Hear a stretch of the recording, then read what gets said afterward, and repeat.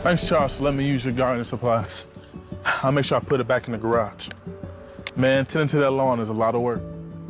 Tell you the truth, Jim, I'm more concerned about keeping this house. What's going on?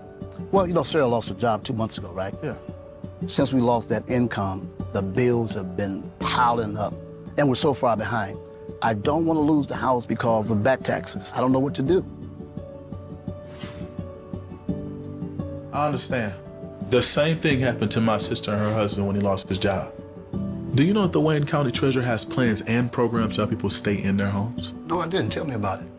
Yeah, go to www.treasure.waynecounty.com to see if you qualify. What's that site again? www.treasure.waynecounty.com. Got it. You know, like about morning, that everybody. commercial when it goes zzz, zzz, the little lawnmower thing or whatever, the hedger. Anyways, go ahead. I'm sorry. No, that's okay. In the age of post-industrialization, we need to give homage to sounds that may disappear in the information age. Good morning, everybody, and welcome to another episode of The Week That Was. My name is Saeed Khan, and as you can tell, we're old-timers because we still get off on mechanical sounds. We have a terrific week of discussion with a lot of topics. I don't know if we're going to get through all of them, but we're certainly going to try, in large part because we've got the lawyer troika back. We have Joel Sklar, Bill Seikaly, and Steve Fishman. We have host of the weekly podcast, Detroit in Black and White, Adolph Mongo, labor and community activist, Barb Ingalls. We have veteran journalist, Nancy Derringer, and of course, co-founder of Deadline Detroit, and fan of the old dishwashers that made a lot of noise, Allan Lengel. Well, first off, there's a lot of Trump news that is there. In fact, today, here, Friday, February the 16th, there are many trials that are occurring that involve Trump. But let's go ahead and talk about the one at the Supreme Court, where Trump has gone ahead and appealed the D.C. Court of Appeals decision not to grant him presidential immunity. First of all, do you think that the Supreme Court will even take the case, or will they just simply decide it with a cursory decision? And what do you see as the implications of this? Well, who's going first? Go ahead, Steve. We got three lawyers. Well, you need four people to say they're going to hear the case. I personally am very hopeful that you won't find four. We've got two for sure, Alito and Thomas, and Gorsuch probably you can count on, but I'm hoping that the rest of them will not. And that would be the end of it right there. It goes back to that the Court of Appeals has already ruled that, you know, you're going to have to get started. She'll set a trial date, and hopefully they'll try it in what, April, maybe May at the latest. That's what I'm hoping. And I kind of think that's going to happen. I mean, I just find it, I don't think Roberts would vote for it. And I really don't think that Kavanaugh and the lady, Kobe Barrett. Yeah, I personally, I'm just very hopeful that they'll just let it be and let's get a trial going. I've been saying the same thing from the beginning. We need a trial. Yeah, and conceptually, the idea that the president is immune from crimes is an absurdity. It is antithetical to what we are. I can imagine the Supreme Court doing whatever the Supreme Court does. But it would be beyond Ashonda. It would be the destruction of the democratic process. If you don't have the executive responsible for the criminal acts, the executive is free to do whatever he wants. He's basically a king. And that's not what Trump is. That's what he wants to be. But that's not what we have. Would it be bad optics for the Supreme Court to grant cert on the case and even have oral arguments? I mean, it would seem as though this is such an obvious thing that having oral arguments would suggest that the Supreme Court is in doubt about it, that it would even need to risk a unanimous decision. Steve? I'd go further than that. I'd say if it gets to the point that they're going to allow it to be argued there, that's just pure and straight up politics. That decision, that opinion that was written by the Court of Appeals, what was it, 57 pages? I mean, they took every single bullshit argument. They said it was bullshit, and they cited case law and the Constitution for why it's bullshit. And in all honesty, if it goes to where they grant cert, they're just nakedly political. There won't even be a thought that it's being anything done that's consistent with the law. But they've been political. I'm not an attorney. They've been political. You look at Plessy versus Ferguson. They were political. You can listen. I'm 3/5 of a man, according to Roger B. Taney. You know what? Black people didn't have any rights. Listen, they have been political since they founded the court. So I wouldn't be surprised if they heard the case. You know, because these are some different times, Steve. You know, listen, you want them to do the right thing. We got a rogue court. We got rogue. Clarence Thomas shouldn't even be sitting up there listening to anything that has to do with Donald Trump. Mm-hmm. I can't disagree with anything that Olive said. I mean, I think he's absolutely right. I think that the real question is, and I also agree with everything Steve said, they shouldn't grant it. The opinion's clear, all of that stuff. They're going to end up in real trouble, and they're going to really tarnish the court in history. And I think at least a majority of the justices are worried about how they're going to look, as opposed to every other Republican who kisses Trump's ring and doesn't worry about how foolish they're going to look 10 years from now or 20 years from now in the history books. I think the Supreme Court justices are concerned about that. So I think that Steve ends up being right. However, I can see a political move in which they grant cert and then come out with a unanimous opinion denying the immunity, because it will give Trump a delay in the trial until after the election. And that's where they could get a little of both. But I'm hoping that Steve's right. Yeah, and talking about kissing Trump's ring. Most pathetic thing Scott said at last night's rally. As y'all probably remember, I have recently got engaged. And today is Valentine's Day. But I told my fiance I have a chance to introduce the next president of the United States. So long story short, I am no longer engaged.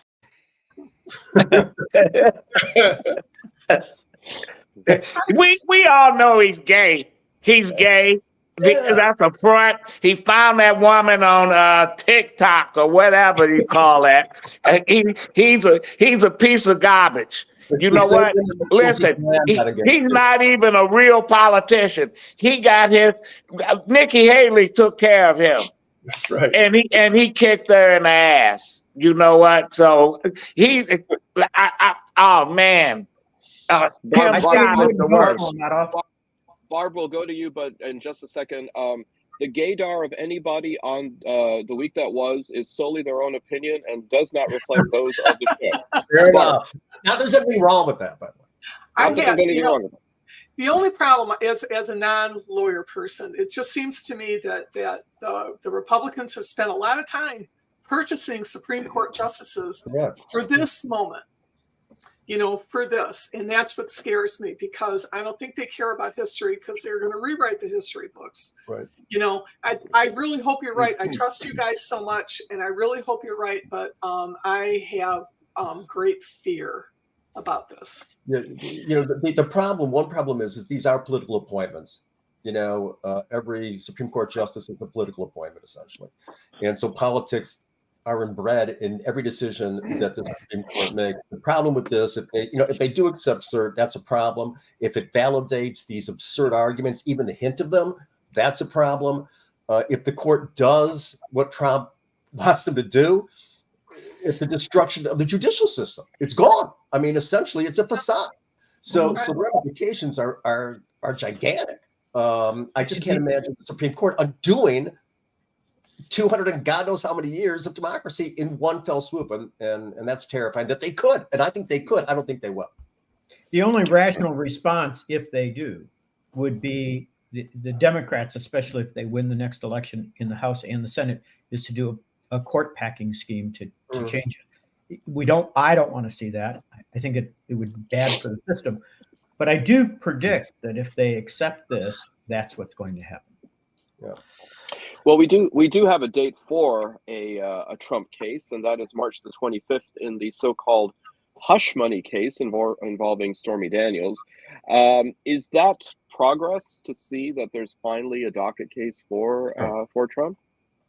It's the least important of all the cases, but I think at this point people are just like, let's see a trial of some sort. There's a couple things. Go ahead. Yeah, go ahead. Well, there's a couple things. I don't think this is the strongest case against him, but one advantage is this is a state court case, which means it'll be on television, and that's a huge difference from federal court. Everybody can sit and watch whatever happens in the case. The testimony is going to be so sordid. I mean, you talk about Michael Cohen. Yeah, is he a son of a bitch? Sure he is, but he was Trump's son of a bitch for all that time, and he picked him. He asked them to do all these things, and whatever happens in terms of the jury, all this stuff's going to be out there, and they'll be, Fox News won't show it, but every other station's going to. And I think that in and of itself is something. I think the business, the cases where he's been nailed already and the civil stuff, we don't know because we don't talk to those people that are kind of in the middle, because everybody we know knows Trump's an asshole and nobody would vote for him. But those who are in the middle, I want more and more of this stuff to be out there. It's the same, whether it's got to be this case, okay, but I want that DC case. That's the one we need. That's the one. By the way, I thought you wanted the Georgia case, Steve. I did originally, but we're going to talk about Fani Willis later. Yeah. The Georgia case is the strongest, but the DC case, he's going to lose because of where it's at and the way the judge is conducting herself. And we got to get that case to trial. I can't see him winning very many of these. I can't see him winning any of these cases. I can't see him winning the documents case down in Florida, and he's got a judge who wants to kiss his ring all the time. Yeah, that's a strong case, I think, the document case. Really strong case. But while we're still on Trump, here's Jordan Klepper from The Daily Show going to a Trump rally. Bored with the dictator justice. But what about all the big dictator talk? Trump said they're poisoning the blood of our country. Trump kind of speaks in allegories. What he's talking about is the blood of the country's been tainted. People have come here and immigrated. It's a different story. And they don't know our American history and our values. Nor do they respect it. So when he says poisoning our country, it sounds harsh. It sounds much nicer in the original German. Yeah. Oh man! I think he's so funny. But a shirt that says I'm non-Bidenary. Wow. Creative. Slagos are witty. Can we go back to the to the trial in that just got set? I think you could teach a law school class on lawyering on just what's going on in the Trump case. His lawyers let him come out before the hearing and talk about how this was a sham case. Every legal scholar knows there's no case here, on and on and on. And as soon as it was done, I looked over at Joni and said, I predict that the judge will set the trial for just a few months, for no more than 2 months away.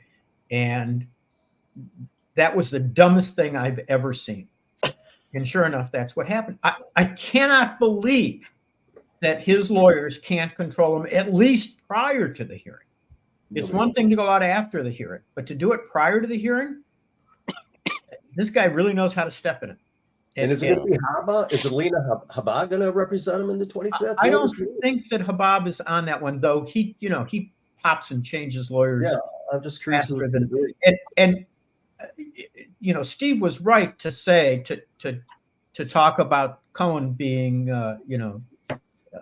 it's going to be the star witness, and he was Trump's lawyer, but wait until you see what his lawyers do in trial to convict him. I just don't think they can help themselves. I don't think that he can be controlled. Well, Steve, you'd said for several weeks on the show that you found that the Georgia case was the strongest, but right now there seems to be the potential for a derailment. Georgia DA Fani Willis is under quite a bit of heat, and an effort is being made right now to disqualify her because of an alleged conflict of interest and maybe even impropriety between her and the prosecutor in the case. So take us through that. So here's the issue. They're really two separate things. I think for these defense lawyers to talk about how the case ought to be dismissed, that's complete horseshit. I mean, the case is the case. The witnesses are the witnesses. You've got 2 or 3 people who've already turned who are pleading guilty and are going to testify against the other defendants.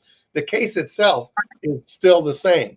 The issue, the same thing we've all been talking about. What they're trying to do is get a delay because they know that case is strong. And if they can succeed in, with all this stuff they're raising about her and Wade, if they can succeed in delaying it, that's what they want to do. The good thing about it, though, is regardless of what happens, it's a state court case. If somehow this asshole gets reelected, he can't dismiss a state court case. He can order the Justice Department, blah, blah, blah, blah, blah. But that case will still exist. So I think that what people are losing in the translation, at least when I read some of the things in the newspaper, they're kind of combining the notion of what maybe she should be disqualified or Wade should be disqualified, but somehow meaning that the case has to be dismissed, and those things are completely separate. I think it would be nice if she would recuse herself, remove her boyfriend or whatever, and Bill's shaking his head, but tell me why that's not a good idea. Well, here's the problem. If she, I don't care if she wants to get rid of Wade and there's a deal there, I don't have a problem. But my understanding of the Georgia procedure is that if she recuses herself, it goes to another county prosecutor. Okay. I don't know what county prosecutor it's going to go to. And there are county prosecutors down in Georgia that wouldn't bring the case. Right. That's why I oppose that. That's number one. Number two, this is bullshit. I mean, this conflict of interest issue is bullshit. If you need more evidence on it, the fact that no one called her back to the stand, that both the prosecutor and the defendant said, we don't need her anymore, because they made no progress with her yesterday. Look, you not only have to show that they had an affair, you have to show that they used the money from this relationship to further that relationship. Right. They financially. No evidence of that. Right. So what? She had an affair. So what? She was stupid. Yeah. It doesn't have anything to do with the case. It's not a justification for being disqualified. She should know better that when you come after a person like Donald Trump, you got to come correct. Yeah. You can't have skeletons in your closet because he's gonna pull them out of the closet. And she should have known that somebody knows that she's poking around with the prosecutor. You know, they playing footsies and shit. She should have asked Kwame. He could have told her, you don't mess with people that you work with. Well, but the idea that Donald Trump, of all people, should challenge the moral character of anybody else. But Donald Trump got elected president. He controls the Republican Party. He's insane. But yet, they listen to him. Nancy. I just wanted to make sure, I just wanted to reality check with the lawyers that this was a really dumb thing that Fani Willis did, whether or not it has anything to do with the case. It was extremely, do all prosecutors' offices run like this? Look, here's the simple answer to that. We were just discussing that this morning. The simple answer is prosecutors' offices can run like that if they want to, as long as all of their cases are of interest only to the parties in the case and the judge and the court reporter. When you have a case like this, what Adolph says is so completely true. You know, this is not just national news. This is world news, for God's sake.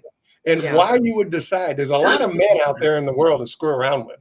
Why would you pick this particular guy? And vice versa. He shouldn't be let off the hook either. He's just as dumb as her. He never should have done it either. They should have recognized, and it's impossible for me to believe they didn't recognize. Every single thing that happens in this case winds up people like us talking about it. It winds up in the left-wing media, the center media, and the right-wing media. So the answer to that is simple. It was just as Adolph said, stupid. That's what it is, stupid. And Nancy, you don't need to be a lawyer for this one. Right. It is never a good idea for the boss to sleep with anybody. Right. Well, right. And I mean, the fact that he was, I met my husband at work. I mean, a lot of us met our partners and spouses at work, but we were Was he your supervisor? lateral Were you his? employees. He was not my boss. I was not his boss. So that seems to be, it's the power imbalance that's the problem. Absolutely. Yeah. So okay. So basically, as long as it doesn't involve vertical integration, you're fine. Let's not make. I'm sorry, Saeed, could you explain that to me? Hey, but just so you know, what Mizell Sol, our great boss at the Defenders back in the mid-'70s, used to say, what was prohibited was intra-office intercoursing. That was his According to that Trump rally guy, I think that's an allegory, Steve. Well, if Trump wants to go after Fani Willis, he can, but apparently Trump might want to go after some NATO countries as well. He suggested at a rally that Russia should perhaps attack NATO countries if they do not pay their bills to NATO. So I don't think we have a video clip of that per se, do we, Alan? We don't. Can't we change the subject, though, to the fact that Biden is old? Because, I really think that that's much more important than the fact that the income or the potential incoming president of the United States is essentially going to turn our allies over to Vladimir. No, Nancy, let's be fair. He didn't say. Let's talk about Biden. He said those who didn't pay their fair share. What? He said those who didn't pay their fair share. Yeah, right. Yeah, exactly. Like he always does, right? He's never paid his bill in his life. Exactly. Because he's I kidding. know. Who's he kidding? The guy never pays anybody. No, he does a lot of protection. No, this is the the problem with odds that America. Any of us would take him as a client without all the money up front. Without all. And the check has to clear before we go any farther, too. Give it a couple weeks. Anyway, apparently this is the problem. This is the problem. You're so, like all Americans, except me, you're so parochial.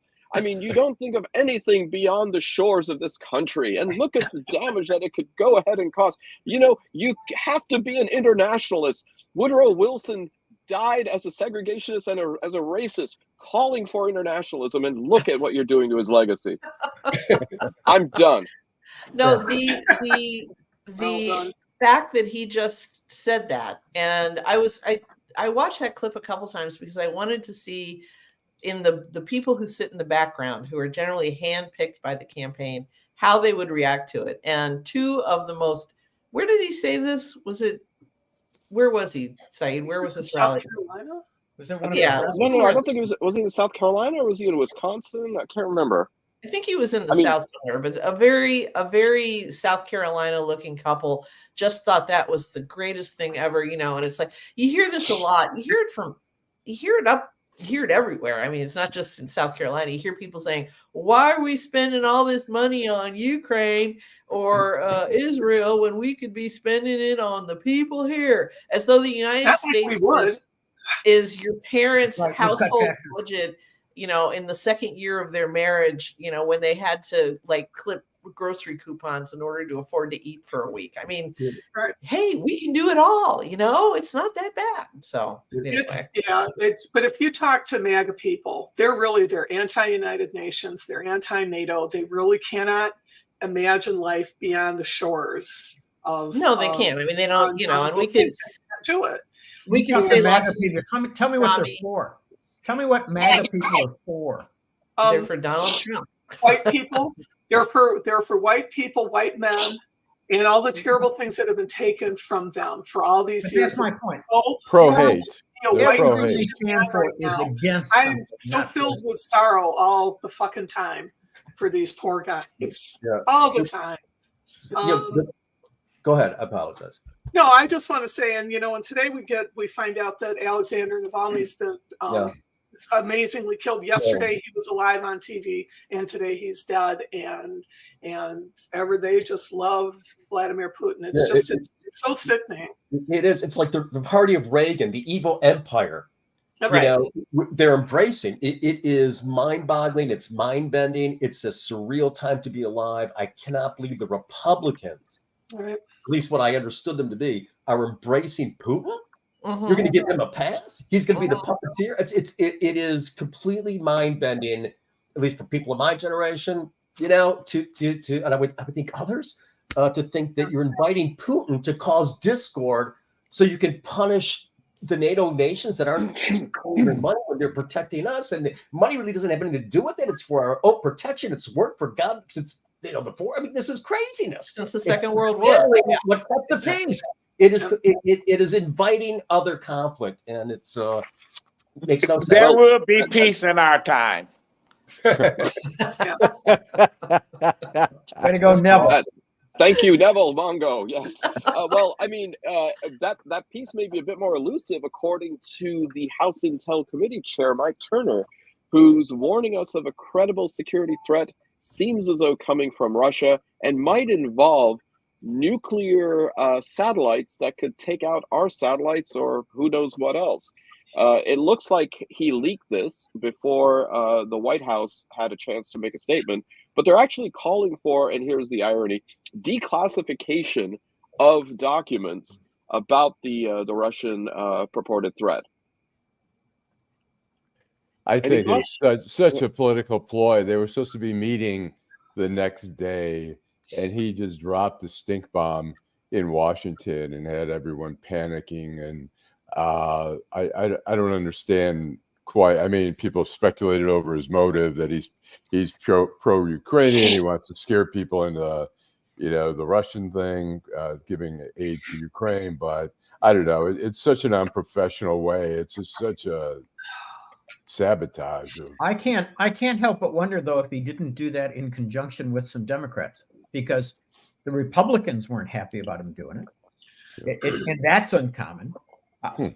Look at this he's no bastion of liberal thought, that's for sure.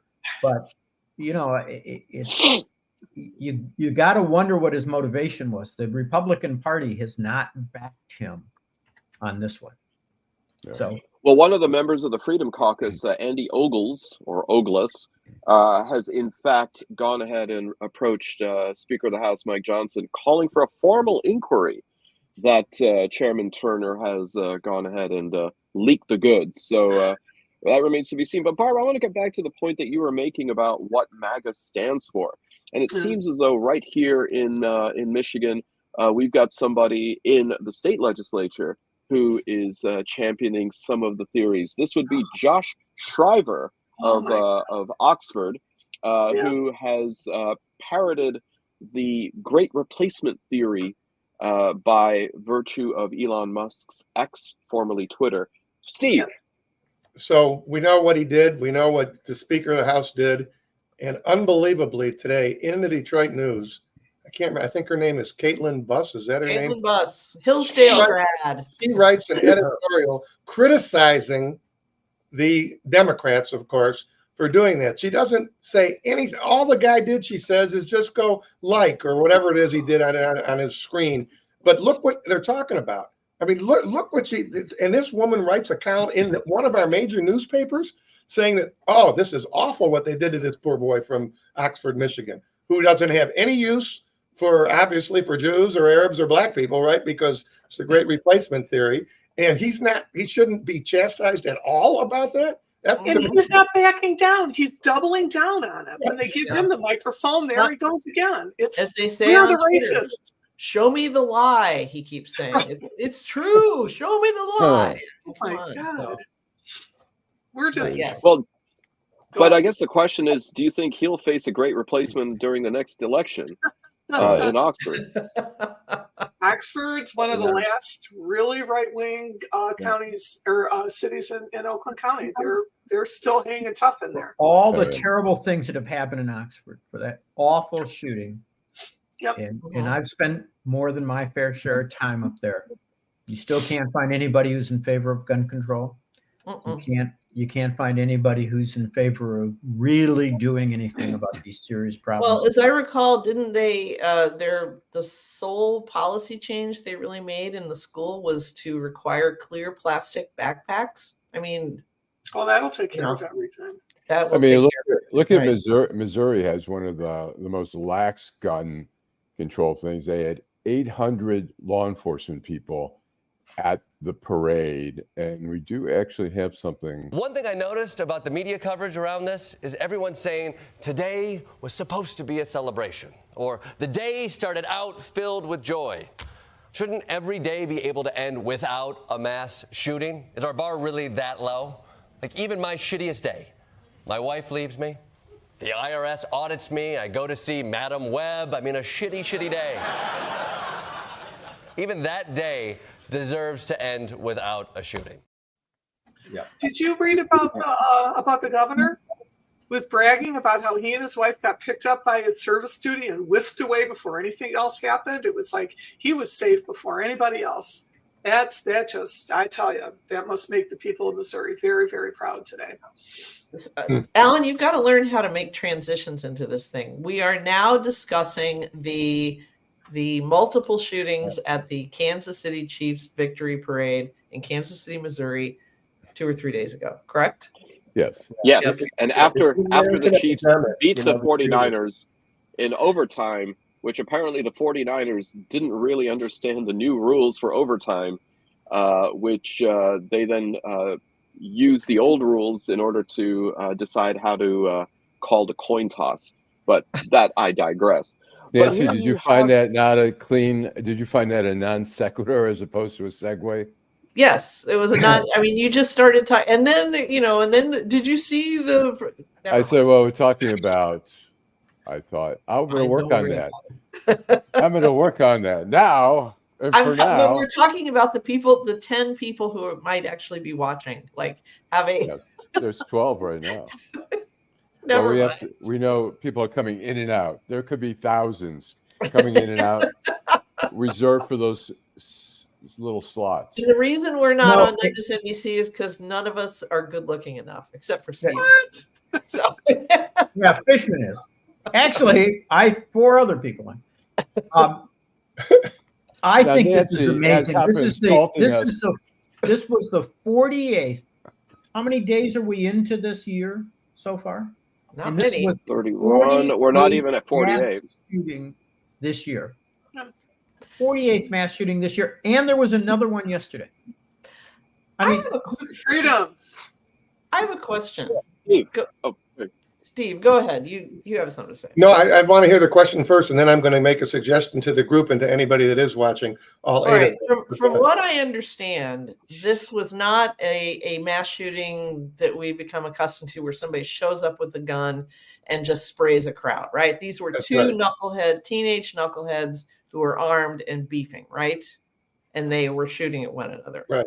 How the hell they said something like 22 kids were taken to the hospital with injuries? I mean, how many rounds do you have to fire to hit that many people? And one woman was killed. I don't know enough about guns, apparently. Sorry, go ahead, Steve. And that's good.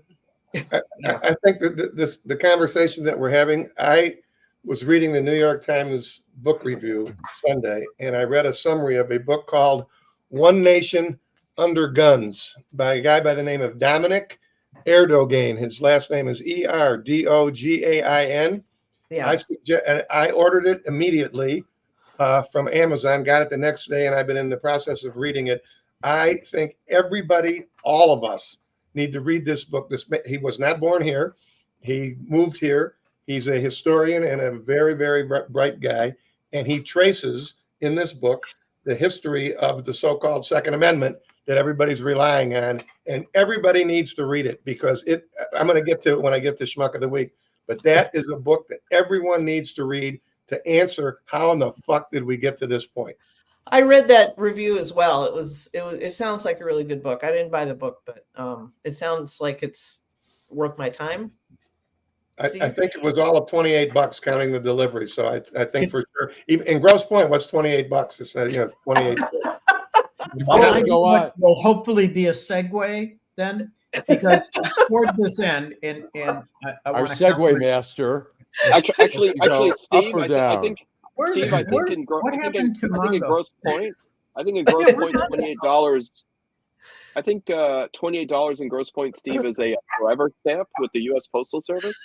So, But I feel like before we go on, Nancy should apologize to all of us about our looks. She was right about me. I'm on her side. I need one of those Fox News makeovers, where they make the hair big and then they tighten, they pull your hemline way up and sit in the bimbo chair. So it's because she's so much younger than the rest of us. Yeah. And Alan, I didn't take offense because, given her parochial nature about the rest of the world, and given the fact that I'm from that rest of the world, I totally understand. Well, to be honest, I didn't really take offense. I knew she wasn't talking about me, but I just thought everyone else. Yes, she was, Alan. Yes, she was. She was definitely talking about at least you and me. Now, I want to segue over. One of the issues on our list was the new gun control legislation in the state of Michigan, which I think is all directly relevant. As Steve has pointed out many times, you're going to change what's going on in the world. You've got to give some civil liability in situations in which guns are involved. So we pass some fairly common sense legislation in the state of Michigan. There are two provisions. One is if you own a gun, you don't put it under lock and key, and a minor gets a hold of it, you're guilty of a crime. And there's nothing in that provision. I read it again this morning to make sure I was right about this. There's nothing in that provision that says that that guys like me who do civil cases can't sue somebody who allows a minor to get a hold of a gun and it kills somebody because they also violated a statute, which is part of the law in the state of Michigan. The second part says you can't sell guns in the state of Michigan unless you include either a gun lock or a gun case with a lock on it to prevent people from getting it. Great idea. But guess what? That law has a particular section that says this section does not create a civil cause of action. What are we doing? We're allowing parents to get sued for allowing their kids to get to guns, but we're going to protect the people who sell guns. Exactly. The dumbest goddamn exception I've ever seen in a piece of legislation, other than immunity for school districts, for governmental immunity for school districts. Question though, Bill, do you think that they had to do that in order to get enough people to vote for the legislation? That's what it sounds like. Oh, absolutely. Okay. Business protectionism. Yeah. Absolutely. I mean, look at the lobbying groups up there. Would have been all over this. Right. And you notice it doesn't take a single gun from a single person. I'm sorry. It doesn't take a gun from anybody. If you listen to any of these maggots, that's what they're trying to take our guns. It's like, no one is taking a gun from you from doing this. You have your will done, go for it, but it doesn't. Let me toss this out. The book that I'm suggesting we all read, I'm not that far along in it, but he had a statistic, and I don't remember if it was a state, a county, whatever it was. They looked at 368 homicides. Everybody says they need their gun, to protect themselves when people come breaking into their house with weapons, right? Out of 368 homicides, 2 involved the defense of your house or your family or something like that. 2 out of 368. The overwhelming number, the most unsafe place to be is in your own house where there's a handgun. Right. The most unsafe place to be. That's where all the homicides came from. That is just, I mean, an unstable marriage too. That's another big risk factor. Right. Just before we started the show, I was looking at social media because apparently there was a 17-year-old child who was killed on Mack Avenue down close to Grosse Pointe Park last night, Mack and Balfour. It sounds as though it was apparently some kind of shooting in a car, volley of gunfire. The kid's dead. It sounds like similar to the Page Stalker murder of some years back.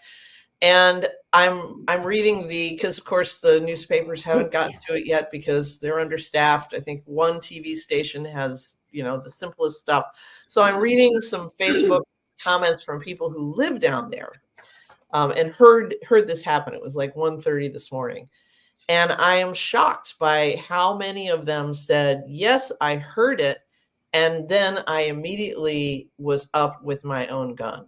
And I thought, when you live that close to Mack Avenue, which of course Detroit's on the other side, and you hear that kind of thing, and you hear gunfire, do you honestly think then that you are going to need to return gunfire in some sort of like urban war situation here? I mean, Nancy, I don't think we're that far from that. Yeah. I mean, I hate to say this. Joe, I thought Joe was eloquent earlier when he said we're living in a weird time that I never thought we would live in. But I think we're getting awfully close to that attitude. It's when two people are shooting or when one person is shooting at another person at 1:30 in the morning, unless they are rampaging down your street, just spraying rounds everywhere, I don't really think that is. I mean, that might be a situation where I might want to like stay away from windows or, do the thing that they do in inner city neighborhoods, which is lie down in the bathtub, where you have at least some kind of armor around you. I don't think that I'm going to need to go out and answer the first gunfire with more gunfire. That strikes, especially 1 o'clock in the morning. You clearly don't have enough testosterone in your body. Right. But if your perception of the world is that it's dangerous, Fox, I don't know what they watch, but the perception of the world is that it's a threat to you and everything's a threat to you. Right. Your anxiety is going to be huge, right? That's what you're feeding into is the fear and the anxiety. You're going to reach, if your anxiety is that great and you think, oh my God, everything Fox News says is right. This is the caravan coming to kill me. You're going to grab your fucking gun. Yeah, probably so. You're going to grab your gun because that's your mindset. And that's the mindset that MAGAs have, is that everything but them and their kind are a threat. Right. And so Look, we're getting it. We've seen it time after time. A black person shows up on a porch and a guy gets a gun and shoots. Right. And that's because your perception is so warped that you're terrified of anybody who doesn't look like you, anybody who doesn't think like you, and God forbid you get a knock at the door late at night, your first reaction is to blow somebody away. That's and not even just in Detroit, Bill. I mean, we had a case in Rochester Hills of a kid who got lost, was cutting through a neighborhood, and he just showed up and rang the doorbell saying, "Hey, I'm lost," and the guy drew a gun on him. Right. So you got that. You got Henry Louis Gates. Yep, you got Henry Louis Gates trying to get into his own house in Cambridge, Massachusetts, and some eager beaver neighbor says, "I think there's some trouble here," and goes in. Actually, what I think is the best defense is to say that if this is urban warfare, then you're just protecting your Third Amendment right from quartering some of these soldiers in your own house. But that might be, because I'm sorry, that is the most neglected amendment in the Bill of Rights. Nobody talks about the Third Amendment. I'm just about equality here. So anyway. Trump gets reelected, we may be. Wait a minute. Just so you know, 45 years ago, I'm in Recorder's Court in front of Judge John R. Murphy, who tragically died in a plane crash as a young man. And he had one of those lawyers that can't resist bullshitting standing in front of him for a guilty plea with his client. And the lawyer, in a very loud stentorian voice, "Your Honor, I want you to know I've advised my client of each and every one of his constitutional rights, and he wishes to plead guilty, blah, blah, blah." Judge Murphy looks down at the guy, "Mr. Smith, did you hear your lawyer?" He says, "Yeah." He says he advised you of all your constitutional rights. He said, "Yeah." "Did he tell you you have the constitutional right not to have soldiers quartered in your home?" The defendant goes, "No, he didn't tell me that." Not like you're the only one that knows about that Third Amendment. Oh man, we're just from a different we're from a different generation, man. Wow. All right. Well, I mean, what can you expect when Congress obviously has more important things to debate, like impeaching the Secretary of Homeland Security, Alejandro Mayorkas? I mean, we're all of that generation where impeachments were considered to be very rare. The fact that the only one that we knew happened in American history was Andrew Johnson's impeachment. Nixon was never impeached. That's why it's a great trivia question. We've faced 3 impeachments in the last 20 or 30 years. But this was the first time in 156 years that a sitting cabinet secretary is being subjected to impeachment. Nancy. This was my despair story of the week. It sounds like Joel kind of shares my funereal mood that we're kind of on the downslope of American greatness. But this was the story that did it for me this week because it was such a nakedly cynical boneheaded Lauren Boebert meets Marjorie Taylor Greene meets the dumbest people in Congress kind of move. And it really does. I was listening on the way home from somewhere and I was thinking, how do we come back from this? How do we restore what used to work in Washington where it doesn't work anymore? This was there were no high crimes and misdemeanors. This was something that they did because they could do it, and they're just going to throw impeachment around because their God was impeached twice, and they're big mad about it. So, this was I feel like now is the time for me to go back to scrolling my cheap Italian home on Instagram and look for that special villa deep in Sicily where I can just retire and work on getting skin cancer. Hang out with the mafia guys. You'll have a lot of fun. I've been practicing saying A just so I can get across the board. I have an answer to your question. What could okay? And this is in all seriousness. I think we have to in this next election, and I'm not sure how we get this done, but I think we have to in the next election absolutely destroy the MAGA movement. And if we don't, we're in trouble. Yeah. And I mean, we've got to make sure that they don't get more than 28% of the vote, or we're going to be in trouble. We got to take the House and the Senate back. Look, I've long advocated for a multi-party system rather than a two-party system because I think the two-party system's broken. But this is an indication of the real trouble we're in. It's not limited to our country. In my humble opinion, if you look at what's going on in Israel, you look at what's going on here, you look at what's going on in England, there are serious problems with this dramatic movement to the right. And we're repeating history. We've seen it time after time after time in our history books, and we're just moving too far to the right. We're going to get bit. I agree with Bill here that, when we look at pre-World War II, fascism was just spreading like locusts around the world, and it at some point comes to a head, and I think we may be coming to that head right now, but we shall see. Yeah. So on the topic of against it this time, that's the real problem. Who is where's the power that's going to fight against fascism today? But, that goes to Nancy's point that Biden is old. We need somebody who is younger, who is vigorous, who stands in stark opposition to Trump. Nancy, Biden is just, I'm a Democrat. You realized that I was being facetious when I made that comment because it was like, oh my God, Trump just threatened NATO. Let's talk about how Biden is old again. I think he doesn't optically. He looks awful. He sounds awful. He looks old. He looks, like Grandpa used to, like Zeta used to look, And you need somebody younger and who can. My son is 28. Biden is ancient. He may as well be dead. You know what I'm saying? He just has no connection to him. There's got to be Democrats who have potential. Right. There's got to be a Democrat that can run. Again, I like Gretchen Whitmer. I think she has done a good job as a governor. She'd make a decent candidate, but you got to get somebody younger. You can't get fucking, too much. But what's in the way? But what is in the way right now is the Democratic National Committee, and these people are traditionally stupid as fuck. Right. So inbred.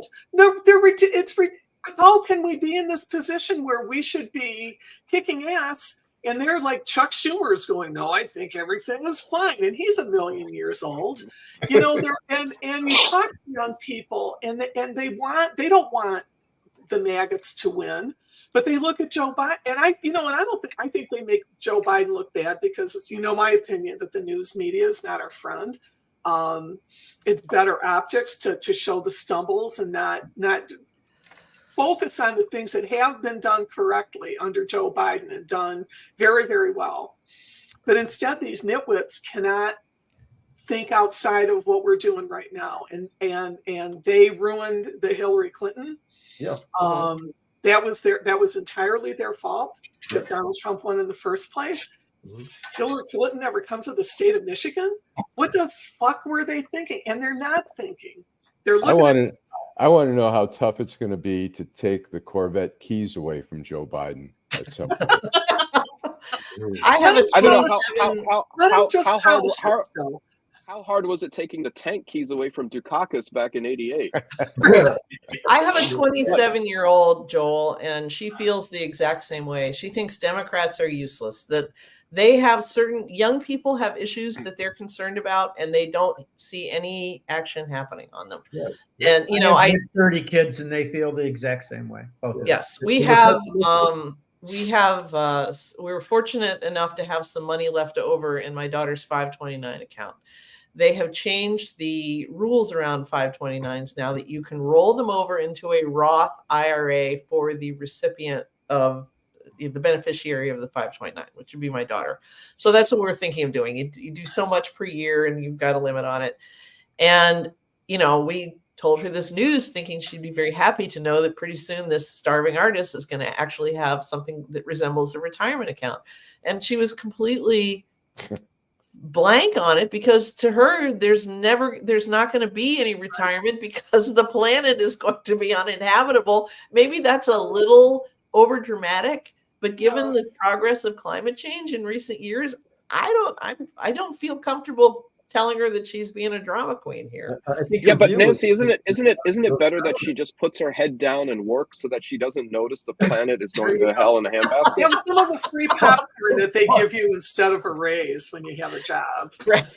Pizza party. This is the problem with the demographics of this group, man. I mean, I'm the only one who read the Protestant work ethic, it seems. So, you know.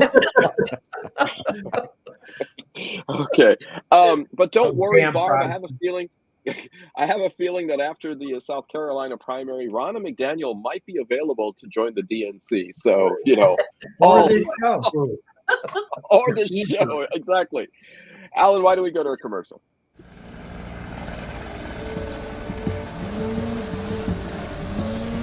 Thanks, Charles, for letting me use your gardening supplies. I'll make sure I put it back in the garage. Man, tending to that lawn is a lot of work. Tell you the truth, Jim, I'm more concerned about keeping this house. What's going on? Well, you know, Sarah lost her job 2 months ago, right? Yeah. Since we lost that income, the bills have been piling up, and we're so far behind. I don't want to lose the house because of back taxes. I don't know what to do. I understand. The same thing happened to my sister and her husband when he lost his job. Do you know that the Wayne County Treasurer has plans and programs to help people stay in their homes? No, I didn't. Tell me about it. Yeah, go to www.treasure.waynecounty.com and see if you qualify. What's that site again? www.treasure.waynecounty.com. Got it. All right, Alan, I mean, admittedly, it's not the same sound as the wheel in Price is Right, but it's a pretty cool sound. It's a cool sound. I like it. Yeah. All right. And now to our sell that. Go ahead. Yeah. Right. And now to our last segment. Downtown Detroit, Robert Wells, Schmuck of the Week. All right. I'm guessing that plenty of schmucks are nominees, and so if anyone needs backups, I have them in case someone is converging. Joel, we'll go with you in the center square. Okay. I read today that there is a urban farm in Detroit or near Detroit that has cow, a bull, like a goat, a lamb. It was like a nice, petting area in an oasis in an urban area. And some assholes stole the bull and the lamb, and depriving this community of this really sweet, wonderful place. And whoever did that is a schmuck. And bring back the damn bull, bring back the lamb, and apologize. And that's what they said. Go ahead. There is an update on that, Joel. Oh. The bull and one of the other animals has been found. They think what happened was somebody just opened a gate and let them out. And I don't know. I mean, I actually I know that bull. That farm did a presentation at a party that I went to a couple years ago, and I met that cute little bull. It's like an Angus, but it's little, and it's Right. really, it's adorable. I mean, it's still huge, but it's adorable. Did the bull run off with the The sheep? bull is back, but there's still 2 other animals that are missing. So It's a Shonda. it's a Shonda. Yeah, the Shonda has been somewhat mitigated, but not entirely. But you're absolutely Whoever be free, did little the bull. other than the guy who left the gate. That's a schmuck. Yeah, whoever did that was total schmuckitude. Well, I think the cow was going to sue for sexual abandonment, wasn't she?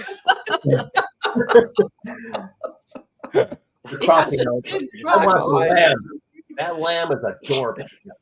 Curly hair. Yeah, so delicious. Oh, I'm They sorry. are. I'm eating this gyro because how adorable the lamb is. Oh, Barb, who's your schmuck? Mike Johnson, because in the face of everything that is happening right now, let's go on vacation. Let's just shut it down, because maybe they thought they were doing too much. Who knows? But here he is in the face of a mass shooting, Trump inviting Russia to invade other nations, all these things. Let's just do nothing. I mean, I think these people are so despicable. So Mike Johnson is my schmuck. Yeah, I guess Ukraine, Taiwan, and Israel don't need aid, so we'll just go ahead and shut that down. All right, Steve. Well, you won't be surprised, obviously, because I talked about it before. I have 5 schmucks. 2 of them are dead. Antonin Scalia and Anthony Kennedy. The other 3 are Chief Justice Roberts and, of course, Clarence Thomas and Samuel Alito. They were the 5-person majority that decided D.C. versus Heller, where they absolutely twisted the Second Amendment from where it began back in the 18th century to allow all of this carnage that we now see. What did Bill say? 44 mass shootings already in 30 days or whatever it is. So those guys, and again, you got to read this book, because this guy shows how far out and crazy it is as to what they've done to come up with that decision and to allow what we're seeing on a daily basis, which keeps all of us, even people living in Grosse Pointe of all places, you're still looking over your shoulder anytime you go anywhere where there's a lot of people. And that is probably the sickest thing I can think of. You can't take your kid to the park, because who knows what some asshole gets in a fight with some other asshole. Either of them can shoot, and then they start shooting and your kid gets hit, or your father gets hit, or whatever. Anyway, those 5, the 2 dead ones and the 3 live ones, are my schmucks of the week. Fair enough. All right, I'm glad you have some diversity there, Steve, because we do discriminate against the non-living. Right. So that's good. Okay, Bill. If you'll endure and put up with me, I'm going to have 2. One is the entire ruling party of the state of Israel. They have driven everyone in Gaza to the south, where they said it would be safe to go. And now they're going in there. They are bombing and invading the only working hospital in all of Gaza. They've destroyed more than 80% of the buildings. And the military objective to get rid of Hamas has clearly been met, and they won't stop. And I think it's only for one reason. The other one is not so political, but I did find it interesting. There's a police officer by the name of Jesse Hernandez in the state of Florida. Of course, he's in the state of Florida. He and his fellow officer were took a young black man who was having a domestic dispute with his girlfriend about a car into custody, put him in handcuffs. It's all on body cam. Put him in handcuffs, patted him down, no weapon, put him in the car. And Hernandez is walking outside the car, past the car, while his female partner is talking to the girlfriend, and suddenly turns around and says, "Shots fired, shots fired," empties 2 clips into the car. His partner empties a clip into the car. And they couldn't figure out why. They went back and looked at the body cam footage. An acorn fell on the car. And this seasoned officer, he was hired recently, seasoned officer emptied 2 clips into the car. Somehow the guy inside the car survived. You can imagine how traumatized this guy is. Jesse Hernandez You're my schmuck of the week. That's 30 rounds to you and me, Nancy. It's about Yeah. 15 in each. All right. That's All a right, lot of Nancy. drinking, Nancy. That is. That's fine. Go ahead, Nancy. Oh, I'm next. Okay. Yep. I really wanted to do Tucker Carlson again this week because following his humiliation by Vladimir Putin, which we discussed last week, he then apparently went on some sort of tour of Moscow and has been posting these short videos of how wonderful life in Moscow is, which I just find, as somebody who studied Russian and has paid attention to Russia over the years, I find hysterical. But the last one was where he shows how they have, apparently at Russian grocery stores, they have the Aldi system of carts where you have to put a quarter in, or in this case, you put a 10, he said 10 ruble, which is ruble. Which sounds like a lot, but that's probably 10 rubles, probably worth about a quarter now. And you have to put it in the slot and then you take your card out. And then he says, "Isn't this great?" He said, this discourages you. You have an incentive not to take it back to your homeless encampment.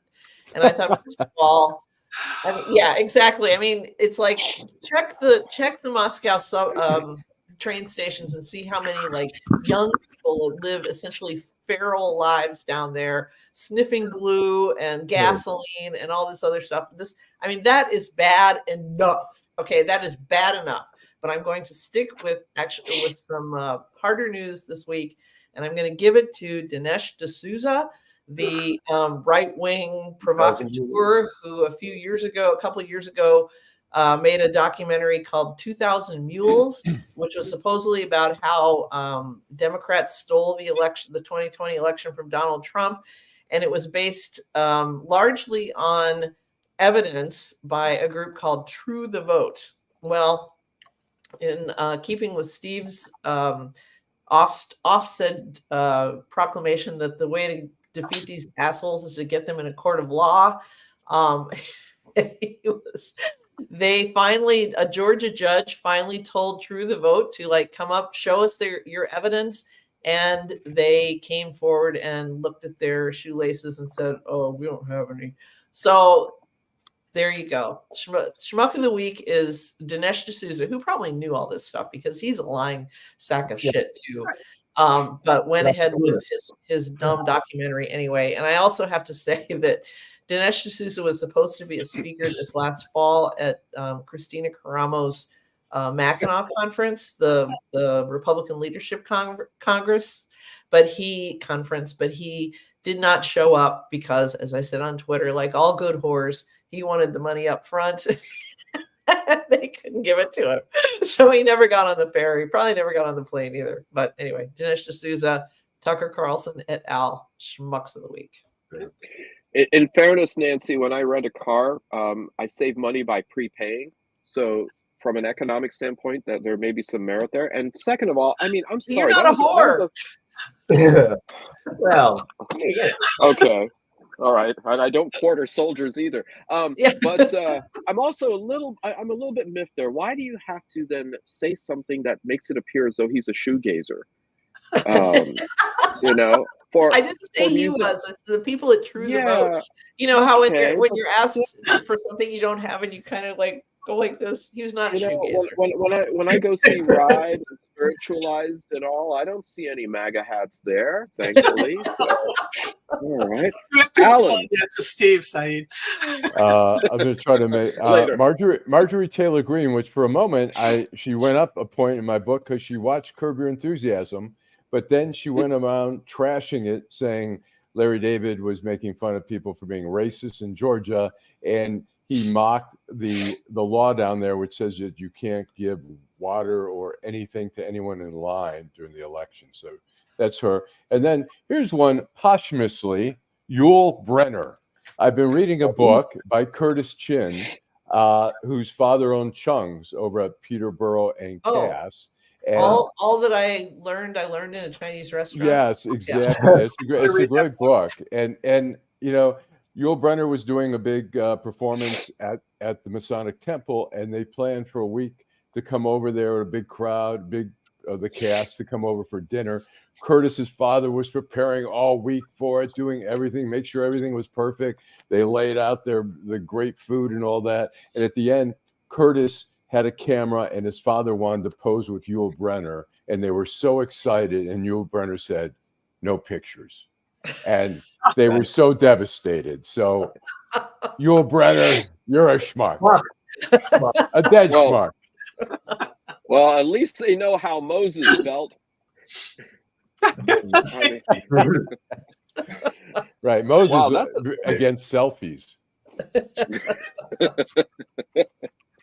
All right. Well, my schmuck of the week, and I'm shocked that none of you picked this one, goes to the Delta passenger on DL 133, which is the first flight out of Amsterdam coming to Detroit every morning, who had maggots in their luggage that fell onto another passenger out of the overhead compartment. It turns out that the maggots emanated from a package of rotten fish wrapped in newspaper that was being transported by said passenger. The flight had to turn back 1 hour and 49 minutes into the air. I don't know how it got through any place, but the fact that it was raining maggots,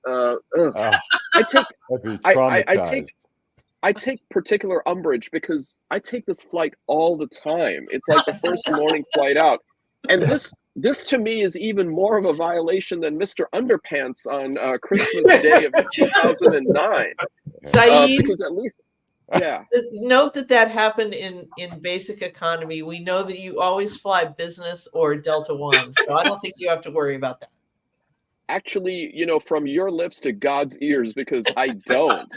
I never turn it down, but very rarely do I get to. But the airline gave travelers 8,000 free miles, hotel room compensation, and a $30 meal ticket in case they were delayed overnight. And apparently, 8,000 miles for having maggots fall on your head.